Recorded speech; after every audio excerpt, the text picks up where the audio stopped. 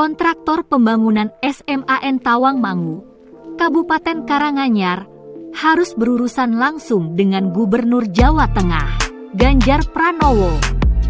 Dalam video yang beredar, Ganjar Pranowo mengingatkan kontraktor jangan membohongi. Saat sidak di SMAN Tawangmangun, Minggu, 30 Januari 2022, Ganjar menemukan adanya tembok palsu, karena saat ditendang tembok itu langsung bolong. Ia mengira tembok batu, ternyata bagian bawah jendela kaca itu adalah hardboard. Ganjar meminta agar tembok tersebut diganti. Ganjar juga meminta kontraktor dari pembangunan SMAN Tawangmangu untuk bertanggung jawab. Bahkan Ganjar juga mengancam bahwa tidak ada yang boleh main-main dengan pekerjaan apapun di Jawa Tengah. Ganjar juga menelepon langsung pimpinan kontraktor.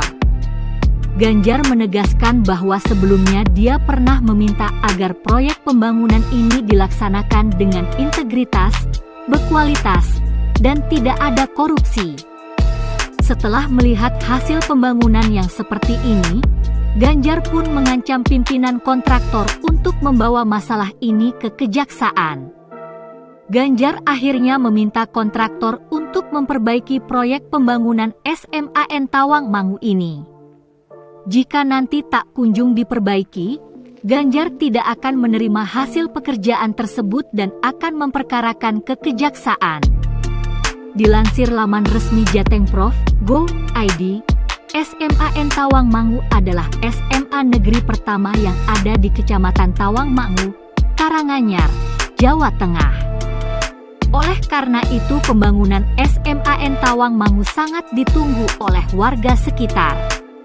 Sebelumnya, siswa lulusan SMP di Tawangmangu mayoritas harus melanjutkan SMA ke SMAN Karangpandan, karena hanya itu SMA negeri yang terdekat. Namun karena adanya sistem zonasi, maka siswa dari Tawangmangu ini posisinya menjadi tergeser. Alhasil banyak siswa yang memilih di sekolah swasta, bahkan ada juga yang tidak melanjutkan sekolahnya. Hadirnya SMAN Tawangmangu diharapkan warga sebagai solusi atas kesulitan dalam melanjutkan sekolah yang dialami banyak anak-anak di Tawangmangu. Selain itu jarak sekolah yang dekat dengan rumah juga bisa menghemat ongkos perjalanan. Mayoritas warga yang bekerja sebagai petani pun merasa terbantu karena jika sekolah dekat maka anak-anak jadi mempunyai waktu untuk membantu orang tua di ladang. Jangan lupa subscribe, share, komen, dan like ya!